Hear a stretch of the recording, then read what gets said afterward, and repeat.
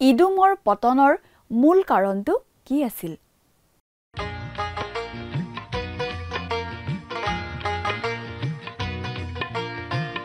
আজিৰে পবিত্ৰ ক্ষণতে উজলি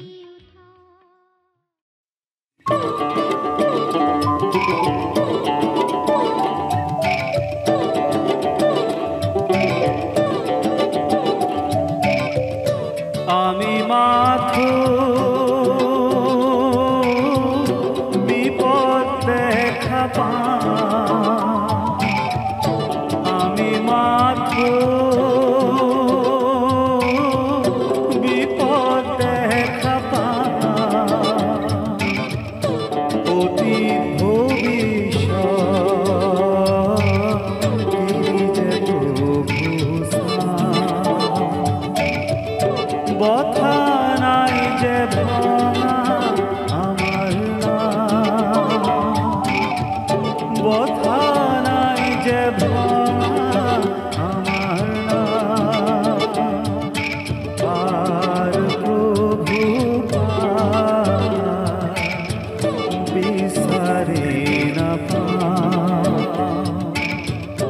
নিরুপায় আমি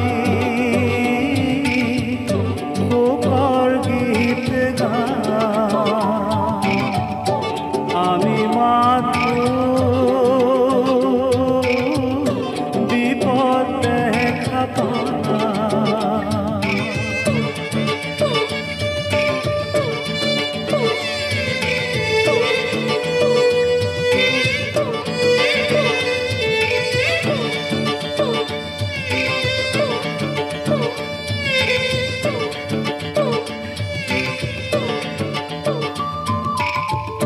কান্দারি তুমি দিয়া পথর নির্দেশ বিনতি করিছো দিয়া আলোকরে আকৰুৱা প্রভু আমার শেষে দয়াময় প্রভু যাতনা করানিকে আমি মাথো বিপদ দেখা পাওঁ, আমি মাথো বিপদ দেখা পাওঁ,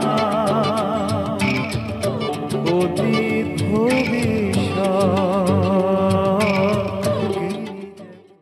নমস্কাৰ, আমাৰ ভক্তিবচন অনুষ্ঠানলৈ পুনৰবাৰ আপোনাক স্বাগতম জনাইছোঁ।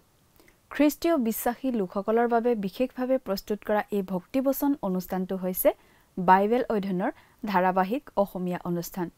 বাইবেলৰ গোটেই ৬৬খন পুস্তকৰে আমি ইয়াত অধ্যয়ন কৰিম।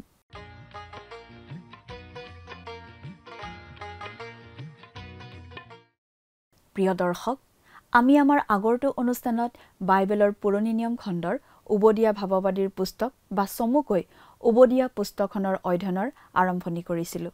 যোৱা অনুষ্ঠানত আমি এই উবদীয়া ভাৱবাদীৰ পুস্তকৰ এটা চমু পৰিচয় আগবঢ়াই ১ নম্বৰ অধ্যায়ৰ ১ নম্বৰ পদ পঢ়ি তাৰ ভিত্তিত আগবঢ়োৱা আলোচনা শুনিবলৈ পাইছিলোঁ। আজিৰ অনুষ্ঠানত আমি এই উবদীয়া পুস্তকৰ ১ নম্বৰ অধ্যায়ৰ ২ নম্বৰ পদৰ পৰা ৪ নম্বৰ পদলৈকে পঢ়ি তাৰ ভিত্তিত আগবঢ়োৱা আলোচনা শুনিবলৈ পাম। উবদীয়া নামটোৰ অৰ্থ হৈছে জিহুৱাৰ দাহ। উবদীয়া পুস্তকখন যদিও এখন অতি সৰু পুস্তক, কিন্তু ই বাইবেলত থকা এটা পৰমাণু বোমাৰ নিচিনা। দেখাত বা আকাৰত অতি সৰু যদিও ইয়াত এটা অতি শক্তিশালী বাৰ্তা আছে। এই চুটি ভাৱবাণীখিনিৰ মূল বিষয় হৈছে ইদুম নামৰ ক্ষুদ্ৰ ৰাজ্যখন। উবদীয়া পুস্তকখন বাইবেলৰ পুৰণি নিয়মৰ আটাইতকৈ চুটি পুস্তক। মাত্ৰ ২১টা পদহে ইয়াত আছে। বহুতো লোকে ভাবে এই পুস্তকখন পঢ়াৰ যোগ্যই নহয় বুলি, কিন্তু বাৰ্তাটো চুটিভাৱে ইয়াক কম গুৰুত্বপূৰ্ণ বা কম তাৎপৰ্যপূৰ্ণ বুলি আমি ক'ব নোৱাৰোঁ।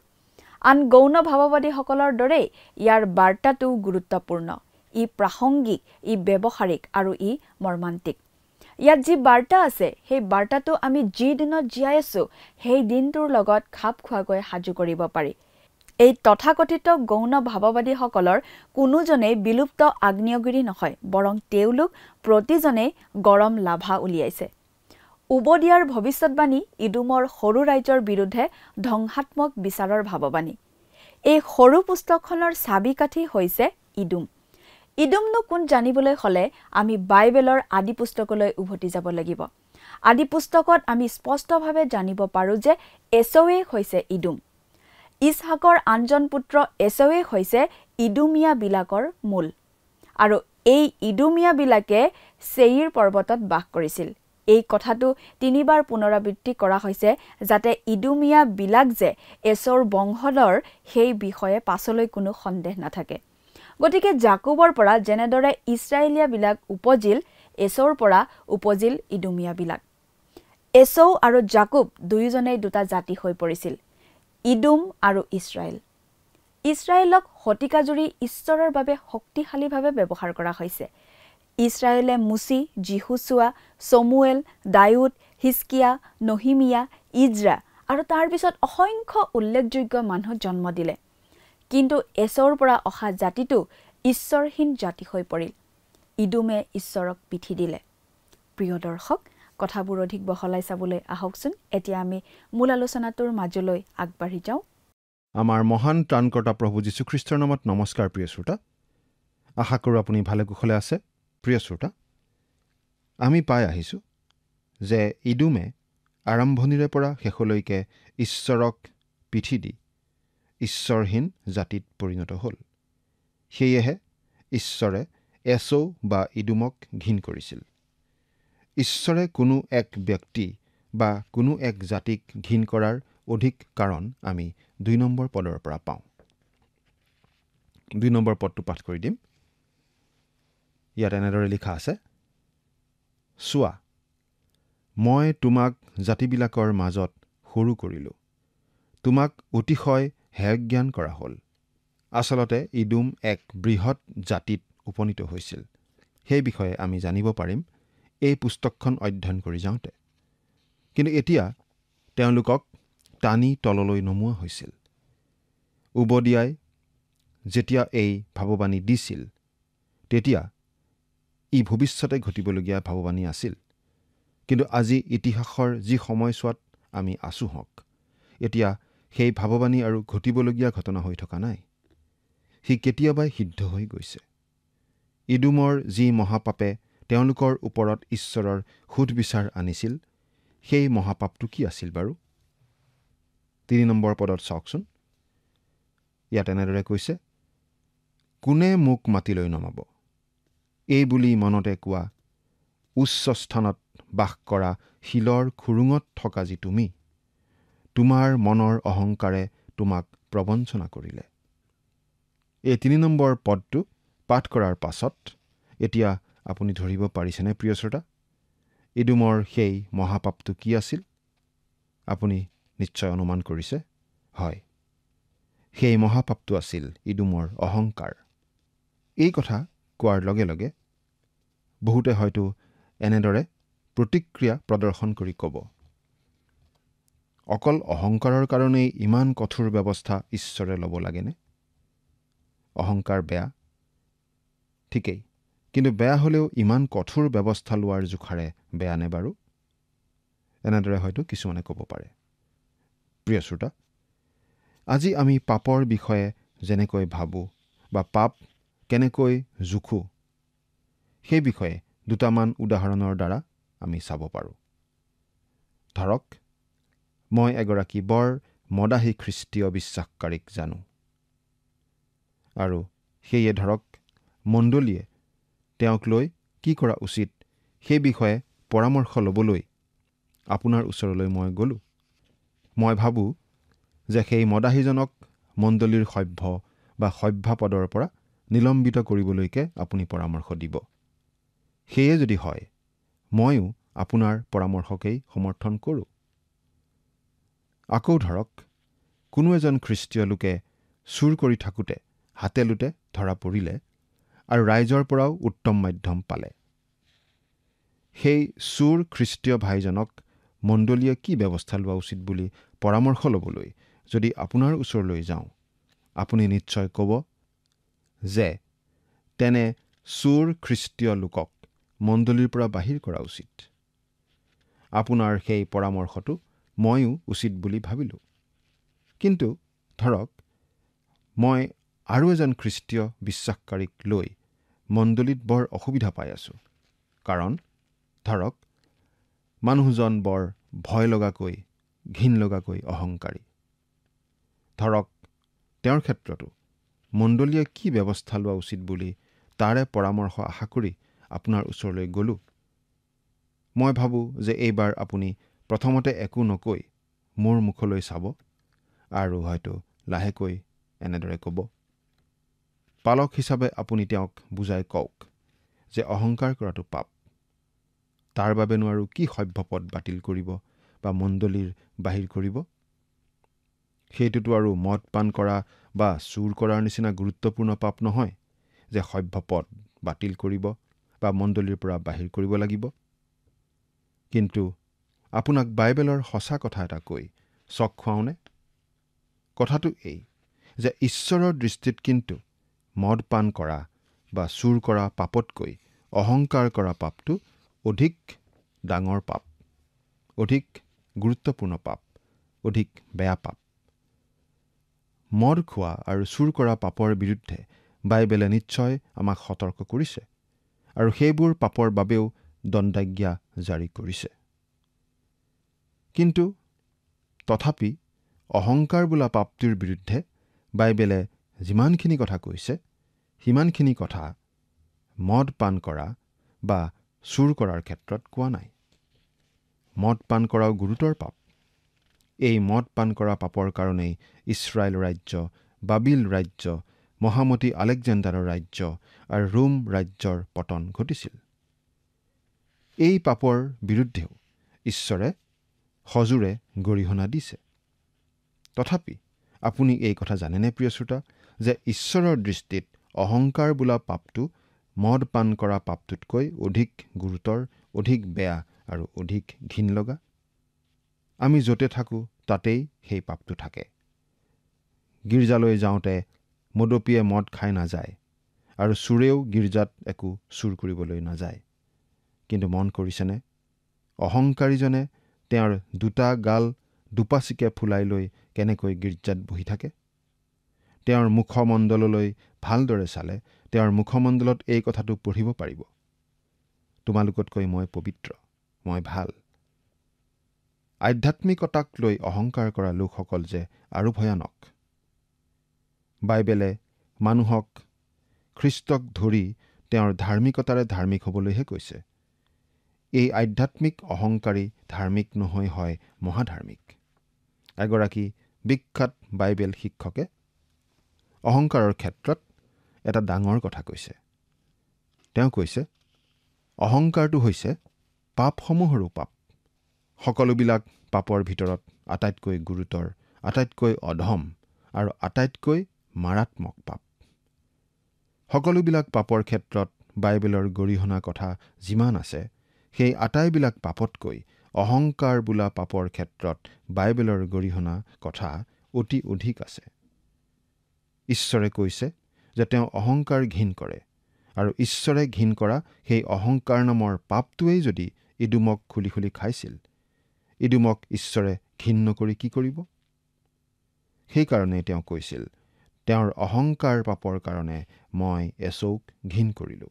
হিতোপদেশৰ লিখকজনে কৈছে যে ঈশ্বৰে 6টা এনেকি 7টা বস্তু ঘিণ কৰে আৰু সেই 7টাৰে প্ৰথমটোৱেই হৈছে গৰ্বী চাৱনী, গৰ্বভৰা চাৱনী। ধৰি লওক, কোনো এজন লোক আগতে কেতিয়াবা কোনো এক প্ৰকাৰে পাপত পতিত হৈছিল, কিন্তু এতিয়া পুনৰ নম্ৰতাৰে, খেদিত অন্তৰেৰে প্ৰভুৰ পৰা ক্ষমা লৈ তেওঁৰ ঘৰলৈ ঘূৰি আহিছে। ধৰক, তেওঁ গীৰ্জালৈ যাওঁতে আন এগৰাকী ভাইকো লগ পাইছে, যিগৰাকী বৰ অহংকাৰী আৰু যিগৰাকীয়ে নিজক আনতকৈ পবিত্ৰ বুলি জ্ঞান কৰে, আনতকৈ ভাল বুলি ভাবে, তেনে গৰ্বী লোকজনে কি কৰিব জানেনে? হয়, সেই নম্ৰ মানুহজনলৈ চাব, গেলি পচি দুৰ্গন্ধ ওলোৱা বস্তু এটালৈ যেনেকৈ চাই তেনেকৈ চোৱাৰ নিচিনাকৈ। নাক কোচাব, চকু তেওঁৰ পৰা ঘূৰাই শূন্যত ৰাখিব আৰু মনতে ভাবিব, তেওঁতকৈ মই পবিত্ৰ। তেনে অহংকাৰৰ চাৱনিৰে চোৱা গৰ্বী চাৱনি ঈশ্বৰে ঘিণ কৰে। হিতোপদেশ 6 নম্বৰ অধ্যায়ৰ 16 নম্বৰ পদৰ পৰা 19 নম্বৰ পদলৈকে পঢ়ি চাওকচোন। হিতোপদেশ 6 অধ্যায় 16 পৰা 19 নম্বৰ পদলৈকে পঢ়িব। এই গৰ্বী চাৱনি ঈশ্বৰৰ দৃষ্টিত পাপ। এই গৰ্বী চাৱনিৰ যি পাপ ঈশ্বৰে বৰ ঘিণ কৰে। হয়, মদ পান কৰা পাপতকৈও অধিক ঘিণ কৰে। মদ খোৱাও পাপ, কিন্তু অহংকাৰ তাতকৈও মাৰাত্মক পাপ। ঈশ্বৰে অহংকাৰ যে কেৱল ঘিণেই কৰে এনে নহয়, তেওঁ নম্ৰজনক গ্ৰহণ কৰে আৰু অহংকাৰীজনক প্ৰতিৰোধ কৰে। হিতোপদেশ 8 নম্বৰ অধ্যায়ৰ 13 নম্বৰ পদ।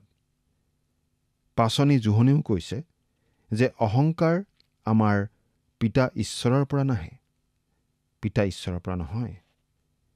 প্ৰথম জোহন 2 নম্বৰ অধ্যায়ৰ 16 নম্বৰ পদত এই কথা আমি পাওঁ। আমাৰ মাজত অনেক লোক আছে যিসকলৰ কোনোৱে অহংকাৰ কৰে নিজৰ জাতিক লৈ, কোনোৱে অহংকাৰ কৰে নিজৰ চেহেৰাটোক লৈ, কোনোৱে অহংকাৰ কৰে নিজৰ আত্মিক স্থিতিক লৈ, অৰ্থাৎ নিজৰ জাতি, নিজৰ আকৃতি প্ৰকৃতি আৰু নিজৰ আত্মিক স্থিতিক লৈ কৰা এই অহংকাৰ। মোৰ আত্মিক স্থিতি এতিয়া কি? হয়, প্ৰভুৰ অনুগ্ৰহত মই পৰিত্ৰাণপ্ৰাপ্ত এজন ব্যক্তি। কিন্তু মোৰ পৰিত্ৰাণক লৈ মই জানো এতিয়া কিবা অহংকাৰ কৰিব লাগে? অহংকাৰ কৰিব পৰা জানো মোৰ কিবা আছে? মোৰ পৰিত্ৰাণক লৈ মই এতিয়া ঈশ্বৰৰ প্ৰশংসাহে কৰিব লাগে, তেওঁক ধন্যবাদহে দিব লাগে। মই মনে মনে অতীতৰ কথা ভাবি লাজহে পাব লাগে, কাৰণ মোৰ অতীতৰ জীৱন বৰ লজ্জাজনক জীৱন আছিল। তাৰোপৰি লাজ লগা বিধৰ জীৱনত থকাসকলৰ কাৰণে মোৰ পৰিত্ৰাণপ্ৰাপ্ত জীৱনে এতিয়া ক্ৰদনহে কৰিব লাগে, যাতে তেওঁলোকৰো অনেকে যেন তেওঁলোকৰ লাজ লগা জীৱনৰ পৰা প্ৰভু যীশুখ্ৰীষ্টৰ অনুগ্ৰহৰ গুণে মোৰ দৰে পৰিত্ৰাণ লাভ কৰে। মনত ৰাখিব প্ৰিয় শ্ৰোতা, যে নম্ৰ লোককহে ঈশ্বৰে তেওঁৰ অনুগ্ৰহ দান কৰে। পাচনি পৌলে কৈছে যে যীশুখ্ৰীষ্টৰ যি ভাৱ সেয়ে আমাৰো ভাৱ হোৱা উচিত। ফিলিপিয়া 2 নম্বৰ অধ্যায়ৰ 5 নম্বৰ পদ। প্ৰভু যীশুখ্ৰীষ্টৰ ভাৱ কেনেকুৱানো? হয়, তেওঁৰ ভাৱ নম্ৰ। মঠি 11 নম্বৰ অধ্যায়ৰ 29 নম্বৰ পদ চাওক। প্ৰিয় শ্ৰোতা, এয়া কিমান সঁচা যে অহংকাৰে বহু খ্ৰীষ্টীয় বিশ্বাসকাৰী লোকক একেবাৰে নষ্ট কৰি পেলাইছে। কোনো খ্ৰীষ্টীয় সাধু লোকক অহংকাৰে এনেভাৱে ঘুচিয়াইছে যে তেওঁ সেই ঘোচাত মাটিত লাং খাই পৰি গৈছে। কিছুমানে অহংকাৰেৰে তেওঁলোকৰ খ্ৰীষ্টীয় জীৱন নদীৰ ভেটা মাৰিছে, কিন্তু অভিজ্ঞতাত সেয়া হৈছে বালিৰ ভেটা। কিছুমানে অহংকাৰ নামৰ সামগ্ৰীৰে খ্ৰীষ্টীয় জীৱন গৃহ সাজিছে, কিন্তু পাছত দেখা পাইছে সেয়া হৈছে কেৱল শুকান খেৰৰ মেজিৰ নিচিনা। ঠগ নাখাব প্ৰিয় শ্ৰোতা, অহংকাৰী নহ'ব। অহংকাৰ যে পোনপটীয়াকৈ ছয়তানেই যোগান ধৰা সামগ্ৰী তাকনো কোনে নাজানে। ছয়তান নিজেই নিজক উত্তোলিত কৰি সৰ্বশক্তিমানজনাৰ সমান হ'বলৈ ইচ্ছা কৰা অহংকাৰী। যিচয়া 14 নম্বৰ অধ্যায়ৰ 13 আৰু 14 নম্বৰ পদ চাওক। মোৰ বলেৰে আৰু মোৰ ৰাজশ্ৰীৰ সন্মানাৰ্থে মই সজা এইখন মহাবাবিল বুলিয়েইতো অহংকাৰৰ ধোঁৱা কোৱাত নবুখদনেজৰ ৰজাই একো নেদেখা হৈ পাগল হৈ পশুৰ শ্ৰেণীলৈ নামি যাবলগীয়া হৈছিল। দানিয়েল 4 নম্বৰ অধ্যায়ৰ 30 নম্বৰ পদৰ পৰা 32 নম্বৰ পদলৈ চাওক। অহংকাৰৰ সূত্ৰ এগৰাকী বাইবেল পণ্ডিতে এনেদৰে দিছে। অন্তৰৰ অহংকাৰ হৈছে অন্তৰখনৰ সেইটো মনোভাৱ, যিটো মনোভাৱে কয় তেওঁ ঈশ্বৰ নোহোৱাকৈয়ে জীৱন ধাৰণ কৰিব পাৰিব। সেইদৰেই এছৌৱে তেওঁৰ জ্যেষ্ঠাধিকাৰ বিক্ৰী কৰি দিয়াত সেইটো ধাৰণাই সহায় কৰিছিল। হয়, অহংকাৰ ধাৰণা। সেই অহংকাৰ ভাৱ এজন ব্যক্তি ইদুমৰ পৰা বিয়পি গৈ এটা এটা জাতি ইদুমক প্ৰভাৱান্বিত কৰি পেলাইছিল। ইদুমে অহংকাৰ কৰিছিল পাহাৰমালাৰ শিল কাটি ঠাই উলিয়াই লৈ নিৰ্মাণ কৰা নিৰাপদ পেট্ৰা নগৰখনক লৈ। সেইখন নগৰৰ ভিতৰতে তেওঁলোকে নিৰ্মাণ কৰা ঘৰবোৰো আছিল শিল কাটি নিৰ্মাণ কৰা ঘৰ। তেওঁ নিৰাপত্তাৰ ধাৰণা যি কৰিছিল সেই ধাৰণা আছিল ভুৱা ধাৰণা। সেই ভুৱা নিৰাপত্তাৰ ধাৰণাত নিৰ্ভৰশীল হৈয়েই তেওঁলোকে ঈশ্বৰৰ সৈতে সম্বন্ধ সম্পূৰ্ণৰূপে বিচ্ছেদ কৰি পেলাইছিল। ঈশ্বৰৰ শাসন তেওঁলোকে জোকাৰি পেলাই দিছিল। তেওঁলোকে তেওঁৰ বিৰুদ্ধে বিদ্ৰোহ কৰিছিল। এনেকুৱা নিচিনা এটা পৰিস্থিতিত ঈশ্বৰে এতিয়া কি কৰা উচিত? শুনকচোন 4 নম্বৰ পদ। জিহুৱাই কৈছে, তুমি ঈগল পক্ষীৰ নিচিনাকৈ ওপৰলৈ উধালেও আৰু তোমাৰ বাহ তৰাবোৰৰ মাজত স্থাপিত হলেও মই তাৰ পৰা তোমাক নমাই আনিম। তুমি ঈগল পক্ষীৰ দৰে ওপৰলৈ উধালেও। বাইবেল শাস্ত্ৰত ঈগল পক্ষীক ব্যৱহাৰ কৰা হৈছে দেৱত্বক বুজাবলৈ। ইদুমীয়াসকলে তেওঁলোকৰ পৰা ঈশ্বৰৰ শাসন উফুৰাই পেলাবলৈ চেষ্টা কৰিছিল আৰু নিজেই ঈশ্বৰ হ'বলৈ বিচাৰিছিল। তেনে চেষ্টা শয়তানেও চলাই চাইছিল। ঈশ্বৰে যি কৰে সেইখিনি ইদুমীয়াসকলে নিজেই কৰিবলৈ চেষ্টা কৰিছিল। আৰু তোমাৰ বাহ তৰাবোৰৰ মাজত স্থাপিত হলেও এয়া আছিল স্বয়ং দিয়াবল শয়তানৰ পাপ। কাৰণ সি তৰাবোৰৰ ওপৰত তাৰ সিংহাসন স্থাপন কৰিবলৈ বিচাৰিছিল। কিন্তু ঈশ্বৰে ইদুমক কৈছিল, মই তাৰ পৰা তোমাক টানি নমাই লৈ আহিম। আজি আপুনি মন কৰিলে আমাৰ সমাজত কিছুমান মানুহ দেখা পাব, যিসকলে ঈশ্বৰ বিনেই তেওঁলোকে তেওঁলোকৰ জীৱন যাপন কৰিব পাৰিব বুলি ভাবি তেনেধৰণেই জীৱন যাপন কৰিবলৈ চেষ্টা কৰে। কিন্তু আমোদজনক কথাটো হৈছে যে আমি আমাৰ জীৱনটো সেইদৰে চলাবলৈ আমাৰ জীৱন বাহনখনত পথ আৰু গতি নিয়ন্ত্ৰক কোনো যন্ত্ৰ সংযোজন কৰি দিয়া নাই আৰু চলি যাবলৈ চকা এটাও লগাই দিয়া হোৱা নাই। কাৰণ ঈশ্বৰে নিজেই আমাৰ জীৱন পৰিচালনা কৰিবলৈ বিচাৰে। তেওঁ বিচাৰে যেন আমি আমাৰ পৰিত্ৰাণৰ কাৰণে তেওঁৰ ওচৰলৈহে আহোঁ। তাৰ পাছৰ পৰাই তেওঁ আমাৰ জীৱনৰ দায়িত্ব বহন কৰিব বিচাৰে। আমি যেতিয়া আমাৰ জীৱন নিজেই পৰিচালনা কৰিব বিচাৰোঁ, তেতিয়া আমি ঈশ্বৰৰ স্থান লোৱাৰ নিচিনা হয়। আমি বাহন চালকৰ আসনত বহোঁ। নানা বিপদ, নানা আপদ, ঢৌ ধুমুহাৰে ভৰা এই পৃথিৱীৰ মাজেৰে এই জীৱনটো অতিবাহিত কৰিবলৈ আমি নিজেই নিজৰ জীৱন নিয়ন্ত্ৰণ কৰিবলৈ আমাৰ ক্ষমতা থকা বুলি আমি ভাবোঁ। আৰু সেইটোৱেই অহংকাৰ, আটাইতকৈ ভয়ংকৰ পাপ। যিসকলে সিমানখিনিলৈকে আগবাঢ়িব আৰু সেইদৰে থাকিব বিচাৰিব, তেওঁলোকৰ শেষ গতি ইদুমৰ শেষ গতিৰ দৰেই হ'ব। তেওঁলোক এনে এক স্থানলৈ আগবাঢ়িব য'ত তেওঁলোক চিৰকাললৈকে হেৰাই থাকিব। পৰিত্ৰাণ পোৱাৰ সময় সম্পূৰ্ণ উকলি যাব। পৰিত্ৰাণ পাবলৈ তেওঁলোকৰ বাবে বহু পলম হৈ যাব। প্ৰিয় শ্ৰোতা, আপুনি এতিয়া উবদিয়াৰ অনুবীক্ষণ যন্ত্ৰটোত ভালদৰে চাওক। আপুনি ইদুমক এছৌৰ অৱতাৰৰ ৰূপত দেখিছে। মানুহ ঈশ্বৰবিহীন হৈ পশুত্বলৈ নামি আহিছে। এজন বিখ্যাত লোকে তেওঁৰ ক্ৰমবিকাশৰ তাত্ত্বিক শিক্ষাত এইদৰে শিকাইছিল যে মানুহে নিজ অৱস্থাৰ পৰা উঠি গৈ উচ্চ অৱস্থালৈ গৈ আছে। অধম অৱস্থাৰ পৰা উত্তমতালৈ আৰোহণ কৰিছে। বান্দৰৰ পৰা মানুহলৈ ৰূপান্তৰিত হৈছে। পতিত অৱস্থাৰ পৰা মানুহৰ উত্থান হৈছে। মানুহ এতিয়া সৰ্বসুন্দৰ মানুহ প্ৰাণী হৈছে। কিন্তু উবদিয়াই আমাক দেখুৱাইছে ইদুমৰ দৰে মানুহ ঈশ্বৰৰ পৰা আঁতৰি নামি আহি আহি এতিয়া জীৱ জন্তুৰ পৰ্যায়লৈ নামি গৈছে। আন কথাত মানুহ আজি জীৱ জন্তুতকৈও অধম হৈছে। কাৰণ কোনো জীৱ জন্তুৱে মদ নাখায়, মানুহে খায়। কোনো জীৱ জন্তুৱে নিজৰ ঘৈণীয়েকক ডিঙিত চেপি নামাৰে, মানুহে মাৰে। কোনো জীৱ জন্তুৱে একে লিংগৰ জানুৱাৰৰ সৈতে সহবাস নকৰে, কিন্তু মানুহে কৰে। মানুহে দুৰ্নীতি কৰে। জীৱ জন্তুৱে নকৰে। মানুহে ঠগে, মিছা কথা কয়, ধনীয়ে দৰিদ্ৰক অত্যাচাৰ কৰে, কিন্তু এইবোৰৰ এটাও কোনো জীৱ জন্তুৰ মাজত নাই।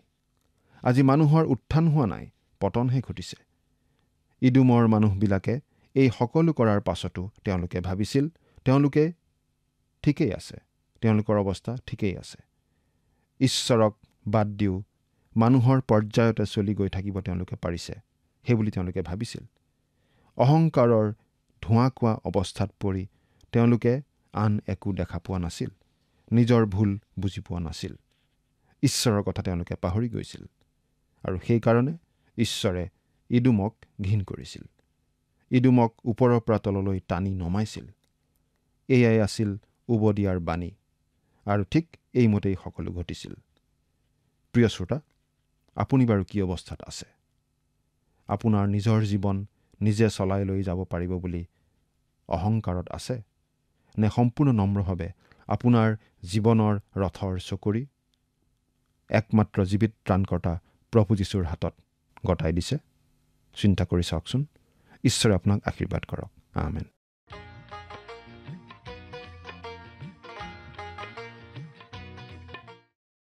ইদুমীয়াবিলাকে নিজৰ শক্তিক লৈ অতিশয় গৰ্বী হৈ পৰিছিল, অতিশয় অহংকাৰী হৈ পৰিছিল। ঈশ্বৰে উবদিয়াৰ যোগেৰে এই বুলি ঘোষণা কৰি দিছে যে তেওঁ ইদুমীয়াবিলাকৰ গৰ্ব খৰ্ব কৰিব আৰু জাতিটোক মাটিলৈ নমাই আনিব। ঈশ্বৰে ঘোষণা কৰি দিছিল যে তেওঁ ইদুমক জাতিবিলাকৰ মাজত সৰু কৰি পেলাব। যেতিয়া উবদিয়া ভাৱবাদীৰ সময়ত এই ভাৱবাণীটো কৰা হৈছিল, তেতিয়া এইটো এটা ভৱিষ্যতে ঘটিব লগা কথা আছিল। কিন্তু ঈশ্বৰে যেনেদৰে কৈছিল তেনেদৰেই ঘটি গ'ল। এতিয়া আমাৰ বাবে এইটো অতীত। অতীতত সঁচাকৈয়ে এই ভাৱবাণী ফলিয়ালে। ঈশ্বৰে ইদুমৰ গৰ্ব খৰ্ব কৰি জাতিটোক একেবাৰে সৰু কৰি পেলালে। নিজকে ঈশ্বৰৰ স্থানত বহুৱাই গৰ্ব কৰা ইদুম সঁচাকৈয়ে পতিত হৈছিল। প্ৰিয় দৰ্শক, আজিলৈ আমাৰ অনুষ্ঠানটো ইমানতে সামৰণি মাৰিছোঁ। পৰৱৰ্তী অনুষ্ঠানত আপোনালোকক পুনৰ লগ পোৱাৰ আশা ৰাখিলোঁ। সামৰণি মৰাৰ আগতে আহকচোন আমি খন্তেক প্ৰাৰ্থনাত মূৰ্ণত কৰোঁ হওক। স্বৰ্গত থকা অতি মৰমীয়াল দয়ালু পিতৃ ঈশ্বৰ, প্ৰভু তোমাক ধন্যবাদ দিছোঁ সুন্দৰ সময়ৰ বাবে। দয়ালু মৰমীয়াল পিতৃ ঈশ্বৰ, বিশেষকৈ মই প্ৰাৰ্থনা কৰিছোঁ প্ৰতিজন দৰ্শকসকলৰ বাবে। প্ৰভু, তেওঁলোকে নিজৰ জীৱনত প্ৰভু হয়তো বিভিন্ন আশাৰে প্ৰভু বাট চাই আছে, আৰু প্ৰভু হয়তো তেওঁলোকৰ অনেক প্ৰভু চিন্তনীয় বিষয়বিলাক আছে। সকলো তোমাৰ হাতত সমৰ্পণ কৰিছোঁ, যাতে প্ৰভু তোমাৰ বাক্যক আগত ৰাখি তেওঁলোকে যাতে তোমাৰ হাততে সকলোবোৰ সোধাব পাৰিব। প্ৰভু, তুমি তেনে জ্ঞান বুদ্ধি সকলো প্ৰভু তুমি তেওঁলোকক দান কৰিবা, আৰু তুমি আশীৰ্বাদ কৰা, আৰু তেওঁলোকৰ সকলো প্ৰয়োজনবোৰ প্ৰভু তুমি পূৰণ কৰিবা। এই সকলো যাচনা মহান ত্ৰাণকৰ্তা প্ৰভু যীশুখ্ৰীষ্টৰ নামত অৰ্পণ কৰিছোঁ। আমেন। প্ৰিয় দৰ্শক, যোৱা অনুষ্ঠানৰ প্ৰশ্নটোৰ শুদ্ধ উত্তৰটো হৈছে অপশ্যন চি, ইদুম। আজিৰ অনুষ্ঠানৰ ওপৰত আধাৰিত প্ৰশ্নটো হৈছে ইদুমৰ পাপ কি আছিল? অপশ্যন এ অহংকাৰ, অপশ্যন বি চোৰ, অপশ্যন চি মদ্যপান, অপশ্যন ডি লোভ। প্ৰিয় দৰ্শক, আজিৰ প্ৰশ্নৰ সঠিক উত্তৰটো আজি সন্ধিয়া 6 বজাৰ আগেয়ে আপোনাৰ নাম আৰু সম্পূৰ্ণ ঠিকনাৰে সৈতে আমালৈ 7429840242 নম্বৰত SMS নাইবা হোৱাটছআপ যোগে প্ৰেৰণ কৰক। প্ৰিয় দৰ্শক, যদি আপোনাৰ এই অনুষ্ঠানটি শুনি ভাল লাগিছে তেনেহ'লে এই নম্বৰত এটি মিছ কল দিয়ক। ইয়াৰ যোগেদি আপুনি পৰৱৰ্তী অনুষ্ঠানত বিজয়ী হ'ব পাৰে।